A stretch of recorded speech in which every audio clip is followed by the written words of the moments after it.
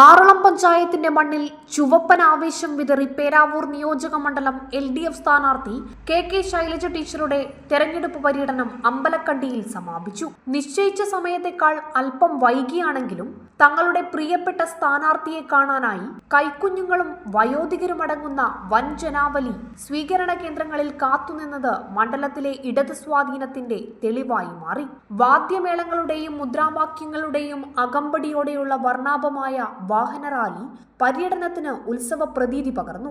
സമ്മേളനത്തെ അഭിസംബോധന ചെയ്ത ശൈലജ ടീച്ചർ LDF സർക്കാരിന്റെ ജനക്ഷേമ പദ്ധതികളും വികസന നേട്ടങ്ങളും എണ്ണിപ്പറഞ്ഞപ്പോൾ ഹർഷാരവത്തോടെയാണ് ജനങ്ങൾ അത് ഏറ്റെടുത്തത്. നമ്മുടെ കേരളത്തിൽ ഏപ്രിൽ 9 വോട്ടെടുപ്പ് നടക്കുമ്പോൾ LDF ഗവൺമെന്റിന്റെ മൂന്നാം ഊഴത്തിന് വേണ്ടി മഹാഭൂരിപക്ഷം ആളുകളും വോട്ട് രേഖപ്പെടുത്തുമെന്ന് തന്നെയാണ് നമ്മൾ കരുതുന്നത്. കാരണം 10-30 വർഷം മുൻകൂട്ടി കണ്ടുകൊണ്ട് കേരളത്തിന്റെ വികസനത്തിന് വേണ്ടി നമ്മൾ ഉണ്ടാക്കിയ നിരവധി പദ്ധതികൾ, അവ ചിലത് പൂർത്തിയായി, ചിലതിപ്പോൾ നടന്നുകൊണ്ടിരിക്കുകയാണ്. ആ പദ്ധതികളെല്ലാം പൂർത്തിയാക്കുന്നതിന് കേരള ജനത ഇടതുപക്ഷ ജനാധിപത്യ മുന്നണിയെ തെരഞ്ഞെടുക്കും എന്ന് നമുക്ക് കരുതാം.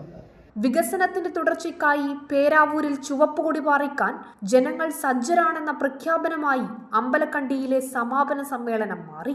പനോളി വത്സൻ, KB ഉത്തമൻ, സന്തോഷ് പാലക്കൽ, ഷാജി ആലിങ്കൽ, മനോജ്, ബിനോയി, TN തങ്കപ്പൻ തുടങ്ങിയവർ നേതൃത്വം നൽകി.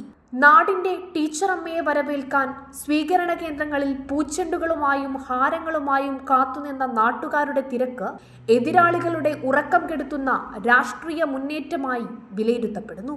ഓരോ സ്വീകരണ കേന്ദ്രങ്ങളിലും ആർത്തലച്ചെത്തിയ ജനസാഗരം പേരാവൂർ നിയോജക മണ്ഡലം ഇത്തവണ ഇടതിനൊപ്പം നിൽക്കുമെന്ന ഉറച്ച സന്ദേശമാണ് നൽകുന്നത്.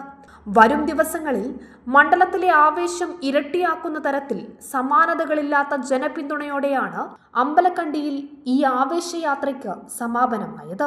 Prime vision news, Iritty.